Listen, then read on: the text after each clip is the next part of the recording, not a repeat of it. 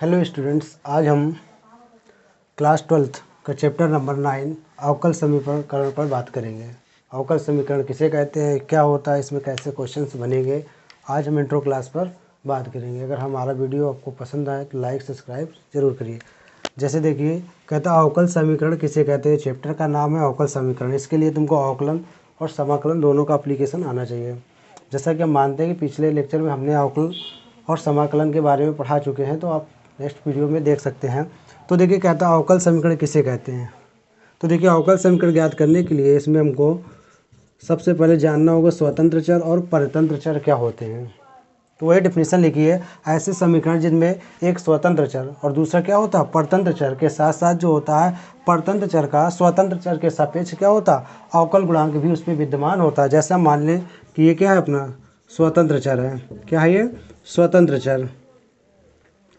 और यहाँ पर ये क्या है, परतंत्र चर है। स्वतंत्र चर और ये क्या हो गया, परतंत्र चर। तो इसमें जो होगा स्वतंत्र चर और परतंत्र चर के सापेक्ष, साथ ही साथ यहाँ पर देखो, तो इसको अभी यहाँ पर लिखेंगे dy बाई डी एक्स। तो ये डिफिनीशन होती है इसमें, स्वतंत्र चर के सापेक्ष, स्वतंत्र चर ये है, स्वतंत्र चर के सापेक्ष परतंत्र चर का अवकल गुणांक इसमें क्या होगा, विद्यमान होता है।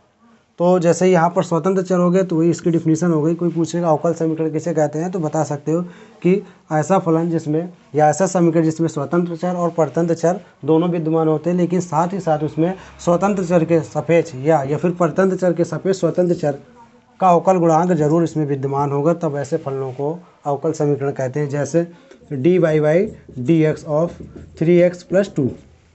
तो देखिए, इसमें स्वतंत्र चर भी है और इसमें देखो स्वतंत्र चर के सापेक्ष परतंत्र चर का अवकल गुणांक भी प्रेजेंट है। देखो ये है, यहाँ पर परतंत्र चर है और यहाँ पर देखो स्वतंत्र चर। जब ये सब सारी चीज़ें इसमें प्रेजेंट होती हैं, तब ऐसे समीकरण को बोलते हैं अवकल समीकरण। ऐसा तो यहाँ पर अवकल समीकरण को सॉल्व कैसे करते हैं, ये कितने प्रकार के होते हैं, इस पर चर्चा करेंगे। तो देखो, यहाँ पर जनरली देखा जाए तो ये जैसे एग्जाम्पल है, यहाँ पर dy by D x of 3x² + 2x + 1। ये देखो, इसमें स्वतंत्र चर है और स्वतंत्र चर का परतंत्र चर के सापेक्ष अवकल गुणांक भी प्रेजेंट है। तो ये क्या कहलाते हैं, अवकल समीकरण।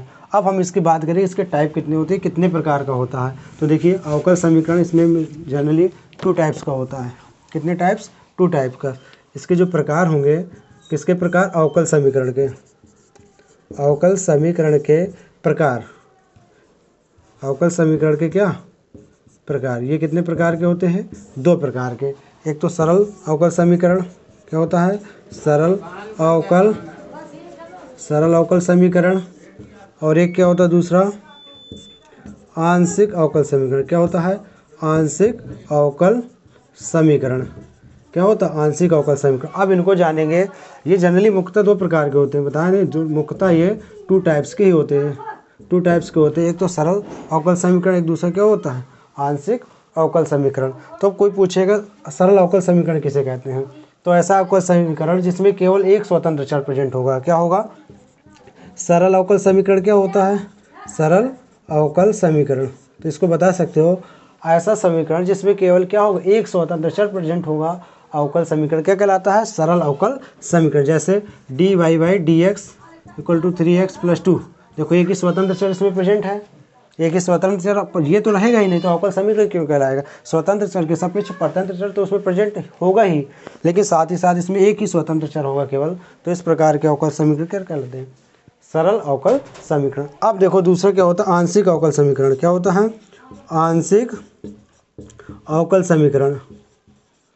आंशिक में क्या होगा, ऐसा समीकरण जिसमें कि एक से अधिक स्वतंत्र चर प्रेजेंट होंगे, इस प्रकार के समीकरण को क्या बोलते हैं, आंशिक अवकल समीकरण। जैसे ये d/2y/x² plus d/z/y² plus d/z/x plus x = 0। अगर इस प्रकार के समीकरण प्रेजेंट होते हैं, तो इस प्रकार के समीकरण, देखो यहाँ पर डेवर का मतलब क्या होता है, डेवर, ये इसको बोलते हैं डेवर। डेवर आगे क्लास में पढ़ोगे। डेवर का मतलब आंशिक अवकल समीकरण। जैसे कोई फलन है, उसका अगेन डिफरेंशिएशन करेंगे या इंटीग्रेशन करेंगे, मतलब ये कांस्टेंट नहीं होता। यहाँ पर डेवर का मतलब होता है कि इसको प्रेजेंट में आगे नेक्स्ट चलता रहेगा। तो इस प्रकार के जो समीकरण कहलाते हैं, क्या कहलाते हैं, आंशिक अवकल समीकरण।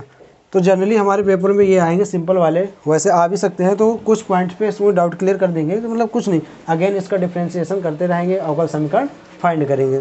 तो चलिए अब देखते हैं आगे। इसमें ये दो टाइप हो गए। अब इसमें सबसे पहले तुम्हें समझना होगा अवकल समीकरण की कोटि क्या होती है। क्या? अवकल समीकरण की कोटि और घात। 1 नंबर बोर्ड के एग्जाम में कन्फर्म यहाँ से आना ही है। देखो, अवकल समीकरण की कोटि, अवकल समीकरण की कोटि।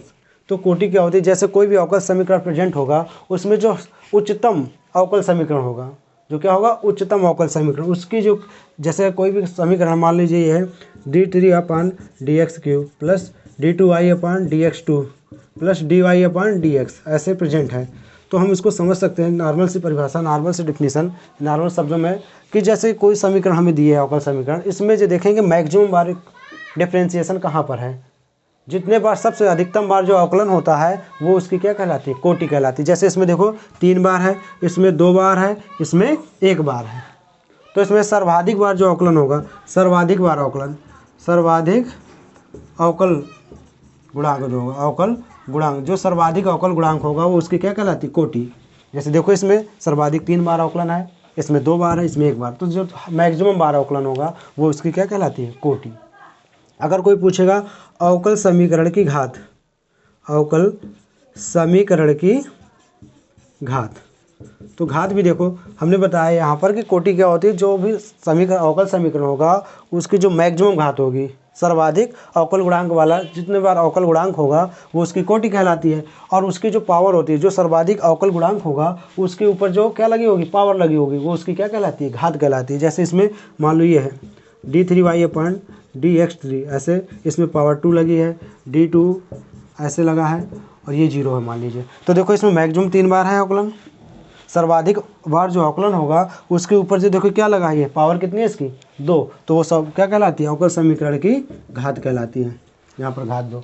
कोई इसको नहीं सोचेगा यहाँ पर कि यहाँ पर हम 4 लगा दें, लेकिन हम वो पॉइंट पकड़ेंगे जहाँ पर इसका सर्वाधिक बार अवकलन होगा, यानी उसकी सर्वाधिक जो कोटि होगी उसके ऊपर जो घात लगी होगी वो अवकल समीकरण की क्या कहलाती है? घात। तो यहाँ पर 4 नहीं। जैसे अब हम पूछते हैं, बताइएगा सभी लोग यहाँ पर कैसे। तो कोटि और घात एक दूसरे के क्या ही हैं? देखो कोटि और घात, जब इसमें घात और कोटि कैसे निकालते हैं? देखो ऐसे, घात और कोटि कैसे निकालते हैं? देखो कैसे, मैं क्या कह रहा हूँ ना, तो जाओ ना अभी। देखो कोटि और घात कैसे निकालते हैं? यहाँ पर मान लो यहाँ पर d2y/dx2 लिखा है, प्लस dy/dx लिखा है, प्लस यहाँ पर x लिखा है, ऐसे लिखा है। अगर कोई तुमसे पूछता है इसकी घात और कोटि बताइए, क्या बताना है? घात और कोटि। देखो सरल शब्दों में बताया कि घात कोटि क्या होती है। जब कोई समीकरण अवकल समीकरण हमें दिए होता है, उसमें हमें ये देखना है कि उसका सबसे अधिकतम बार अवकलन कहाँ पर है, ये कितने बार उसका सर्वाधिक बार अवकलन किया गया है। तो देखो यहाँ 2 बार, यहाँ 1 बार, यहाँ पर 0 बार, तो सर्वाधिक अवकलन यहाँ पर किया गया है, तो इसकी क्या होगी? कोटि क्या हो गई? कोटि 2 हो गई। अब कोटि जो होगी उसकी घात देखेंगे, उसके ऊपर कितना लगा हुआ, तो इसके ऊपर क्या लगा हुआ? 1, तो इसकी घात कितनी आ गई? 1। ऐसे समझना है। अगर कोई क्वेश्चन मान लो सपोज करो यहाँ पर dy/dx दिए है और यहाँ पर रूट लगा हुआ a² - x², अब इसकी तुमसे कोई घात या कोटि पूछेगा, क्या पूछेगा? घात या कोटि। तो ऐसे डायरेक्ट नहीं अभी बताएंगे, सबसे पहले वेरी मोस्ट इंपॉर्टेंट क्वेश्चन होता है ये। सबसे पहले इसमें देखो, अगर इसको सॉल्व करके एक नॉर्मल इक्वेशन बनाएंगे, इसको सॉल्व करेंगे जैसे यहाँ पर, तो दोनों पक्षों का क्या करेंगे? पहले दोनों पक्षों का वर्ग करेंगे तो एक नॉर्मल में चेंज हो जाएगा। dy/dx की पावर यहाँ पर कितनी होगी? 2। यहाँ पर क्या आएगा? x², ऐसे इसका होल पावर करेंगे ऐसे। तो देखो यहाँ से dy/dx की पावर 2, इधर क्या आएगा? a² - x²। अब इसमें बताएंगे तो देखो मैक्सिमम कितने बार अवकलन है? इसमें 1 बार, तो इसकी कोटि कितनी हो गई? 1। और घात देखो इसके ऊपर कितना लगा हुआ? 2।